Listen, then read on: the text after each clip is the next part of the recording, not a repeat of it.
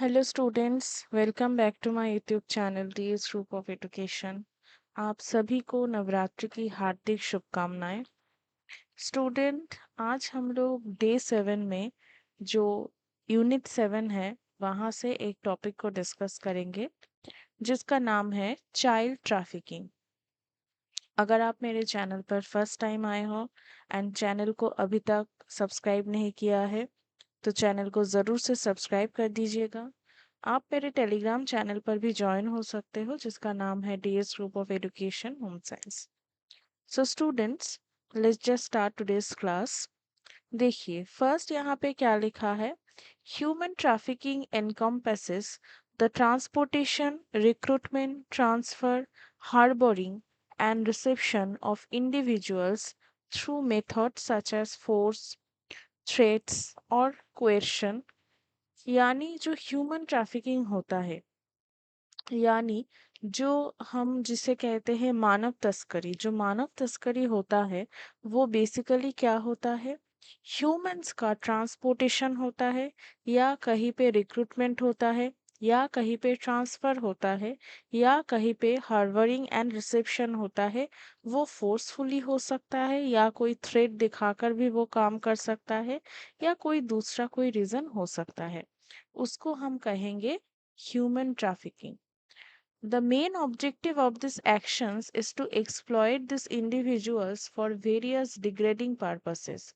Human trafficking का purpose क्या है? ह्यूमन ट्रैफिकिंग का बेसिकली पर्पस है कि इंसानों को जो एक प्रॉब्लमेटिक सिचुएशन में लाके उनको कोई नीच काम करने के लिए इन्फ्लुएंस करना।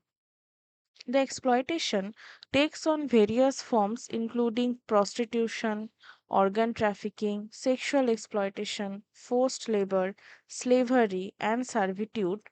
यानी ये जो ट्रैफिकिंग होता है ये सिर्फ ये नहीं होता है किसी को खरीद के या किसी को थ्रेट दे के उसको लाके किसी दूसरे जगह पर पहुंचा देना। जो ह्यूमन ट्रैफिकिंग होता है वो उसमें प्रोस्टिट्यूशन भी आता है, उसमें ऑर्गन तस्करी भी आता है, उसमें सेक्सुअल एक्सप्लॉयटेशन भी आता है, उसमें बलपूर्वक जो काम करवाना होता है वो भी आता है, उसमें जो दास बना के रखना वो भी आता है, एंड उसमें जो सर्विट्यूड होता है वो भी आता है। Although this issue exist globally, ये सिर्फ कोई एक पर्टिकुलर देश का इशू नहीं है, ये ग्लोबल इशू है, एक इंटरनेशनल इशू है। Certain region such as sub Saharan Africa, central Asia and South Asia are particularly affected by human trafficking. पर पूरा ग्लोब का प्रॉब्लम होते हुए भी कुछ ऐसे पर्टिकुलर जगह है जहाँ पे ये बहुत ज्यादा दिखा जाता है। Sub Saharan Africa, central Asia and South Asia.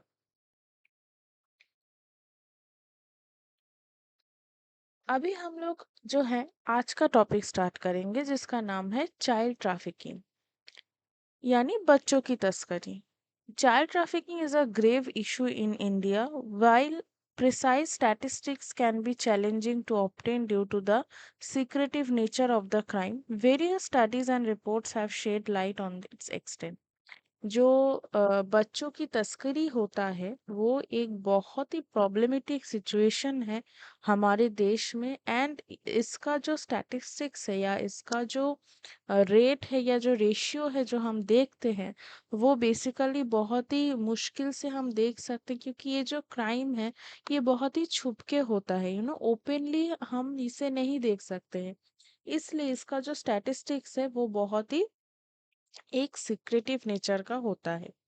कुछ यहाँ पे हम कह सकते हैं इम्पोर्टेंट इश्यूज को हाईलाइट किया गया है, जैसे कि according to National Crime Record Bureau, यानी जिसको हम एनसीआरबी कहते हैं, there are 3466 reported cases of child trafficking in India in 2019। 2019 में टोटल 3466 जो है केसेस रिपोर्ट हुए हैं child trafficking.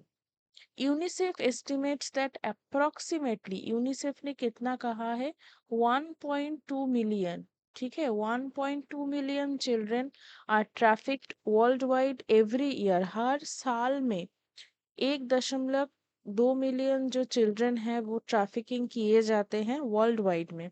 And India is considered a source, transit and destination country for child trafficking. और इंडिया को क्या माना जाता है?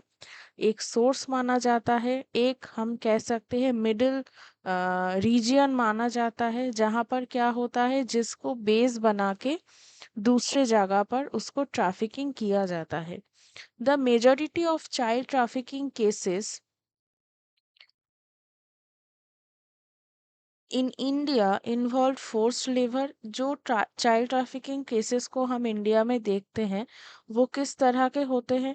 फोर्स्ड लेबर होता है, सेक्सुअल एक्सप्लॉयटेशन होता है, चाइल्ड मैरिज हो सकता है एंड डोमेस्टिक सर्विट्यूड होता है। जो 14 साल से कम उम्र के बच्चे या 18 साल के जो कम उम्र के बच्चे होते हैं उनको जो है घर के कामों में लगाए देते हैं, उनके जो माता पिता होते हैं वो जिनके अंडर में रहते हैं, पैसों के लिए। और क्या है? और है the states most affected by child trafficking in India include कौन कौन से स्टेट? वेस्ट बंगाल, बिहार, उत्तर प्रदेश एंड महाराष्ट्र। अभी चाइल्ड ट्रैफिकिंग क्यों होता है? There are some possible reason जिसके लिए जो है चाइल्ड ट्रैफिकिंग को एक रीजन बताया गया है। Demand for cheap labour and commercial sexual exploitation. जैसे कि यहाँ पे कहा जा रहा है कि सस्ते दर में यानी बहुत ही कम पैसों में अगर लेबर अवेलेबल हो जाए तो क्यों ना लोग ले। तो इसीलिए the demand for child labour in industries like agriculture, construction and domestic work के लिए जो है कॉमर्शियल सेक्सुअल एक्सप्लॉयटेशन भी होता है या परपिट्यूट ट्रैफिकिंग भी किए जाते हैं।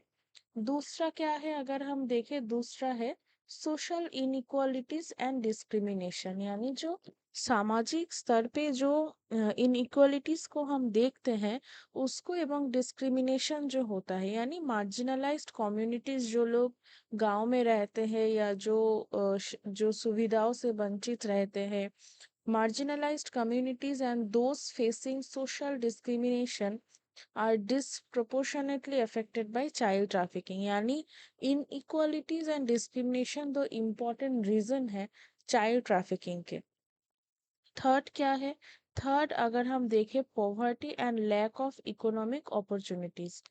गरीबी तो एक इम्पॉर्टेंट रीजन है, उसके साथ साथ अगर इकोनॉमिक फैसिलिटीज कम हो तब भी ये हो सकता है, क्योंकि किसी बच्चे को पैसे के जो है हम लालच में देखते हैं कि माता पिता उसे दूर शहर में काम पे भेजते हैं एंड उसके बाद उसके साथ ट्रैफिकिंग हो जाता है, उसको कहीं पे भेजा जाता है, या डोमेस्टिक वर्क भी जब वो करता है तो उसको पढ़ाई नहीं करने दिया जाता है। ऐसे बहुत सारे कंडीशंस हम देखते हैं। और क्या है?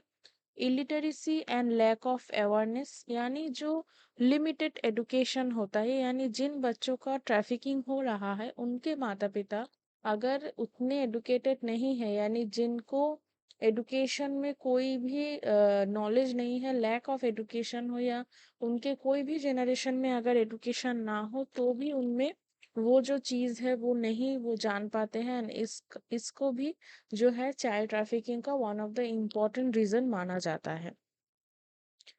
The practice of selling children to brothers.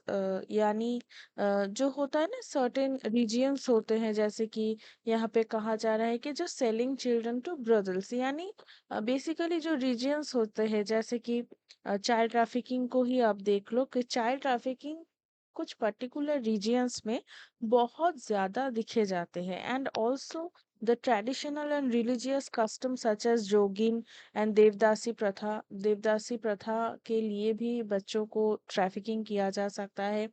Where young children girls are dedicated to the deities. यानी जो उनके भगवान को उनको दे दिया जाता है, ऐसा कुछ रिचुअल्स या सुपरस्टिशंस लोगों में हैं तो उनके लिए भी ये किया जाता है। और क्या है? The third most profitable criminal industry world wide. यहाँ से जो दुष्ट लोग हैं उनको बहुत इनकम होता है, तो वो क्यों ना करे ऐसा काम। तो इस काम को करके वो जो है अपना इनकम को जनरेट करते हैं। अभी यहाँ पे क्या लिखा है कुछ इंटरनेशनल इनिशिएटिव्स लिए गए हैं इस इशू को एड्रेस करने के लिए, जैसे कि है national global initiatives to fight human trafficking या UNGIFT. It was created to promote global efforts against human trafficking based on UN agreements. और ये जो UNGIFT है बेसिकली यूएन के द्वारा क्रिएट किया गया है, the UN convention on the rights of the child, जिसको CRC कहा जाता है। इसको कौन से साल में एस्टेब्लिश किया गया है? 1989 में। In 2000 India signed the Palermo protocol, which provides a clear definition of trafficking to aid in combating it.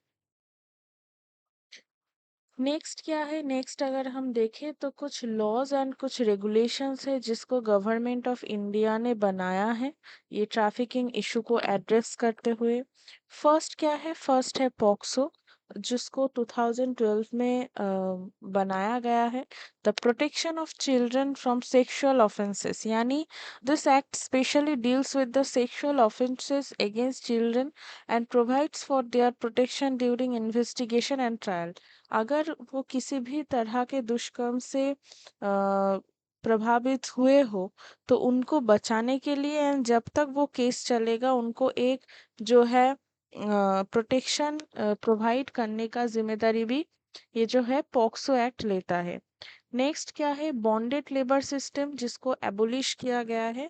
ये एक्ट 1976 में लाया गया था। It this act prohibits bonded labor which is often linked to the child trafficking. Next है ITPA यानी Immoral Trafficking Prevention Act 1956. This law criminalizes trafficking for the purpose of commercial sexual exploitation and provides for the rescue, rehabilitation and repatriation of victims. Victims को अगर किसी भी तरह का sexual commercial sexual exploitation के तहत involve किया जाता है तो उनको रेस्क्यू करना, उनको रिहेबिलिटेट करना इस एक्ट के द्वारा किया जाता था। Juvenile justice care and protection children act 2015, ये एक्ट जो है ये बेसिकली फोकस करता है जो केयर प्रोटेक्शन एंड रिहेबिलिटेशन होता है चिल्ड्रन में and it including provisions for the prevention and control of trafficking. जो पॉक्सो एक्ट है ये बेसिकली एक इम्पॉर्टेंट एक्ट है जो 2012 में इम्प्लीमेंट किया गया है। सो इस एक्ट को हम थोड़ा डिटेल्स में यहाँ पे देखेंगे। Protection of children from sexual offences, POCSO act 2012 addresses sexual crimes committed against individuals under 18 years old who are legally considered children। यानी अगर कोई भी बच्चा जो है 18 वर्ष के नीचे है पर उसने ऐसा कुछ काम किया है जो कि इस एक्ट के तहत आता है तो ये एक्ट उसके साथ डील करेगा। The act introduces definitions for penetrative sexual assault and sexual harassment। जो तीन definitions है उस तीन definitions को इस एक्ट ने डिफाइन किया है। Next, the severity of the offensive increases if it is committed by the police officer, public servant, or staff member at a remand home, protection or observation home, jail, hospital, educational institution, or member of the armed security forces। ये सारे criteria में अगर कोई भी ऐसा दुष्कर्म हो जाए तो भी वो पॉक्सो एक्ट के अंदर आता है। The Act, enforced since November 14, 2012, along with its accompanying regulation, it serves as a comprehensive law aimed at protecting children from sexual assault, harassment, and pornography. Next क्या है? It also the child's interest are safeguard throughout the legal process, यानी जो पहले ही मैंने कहा है कि ये बेसिकली सेफ गार्ड करता है जो बच्चा है अगर वो किसी भी दुष्कर्म का परिणाम झेल रहा है तो during the total investigation process government should provide him और her the protection against the जो लोग वो काम किए हैं उनसे। The act जो मैंने पहले ही कहा है, it also ensure the child interest and safeguard through out a legal process incorporating child friendly mechanisms for reporting, evidence recording, investigation, and speedy trials through the appointment of special public prosecutor and designated special courts. The Act incorporates procedures that are friendly to children for reporting, recording, investigating and prosecuting offenses. यानी जब वो trial होगा या कुछ भी होगा, जो environment है वो एनवायरनमेंट बच्चे के अकॉर्डिंग क्रिएट किया जाएगा. Stop the menace of child trafficking in India. कैसे कर सकते हैं हम?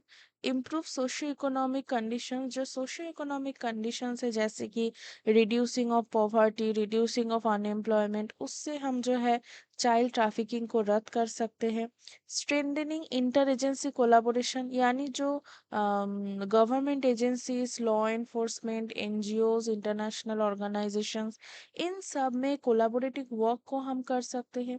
इंटरनेशनल कोऑपरेशन, जो इंटरनेशनल यूएन होगा या कोई दूसरा जो है, जो लोग बच्चों के लिए या दूसरे लोगों के लिए काम करते हैं, अगर वो लोग थोड़ा कॉरपोरेट करेंगे तो भी इसको हम दूर कर सकते हैं.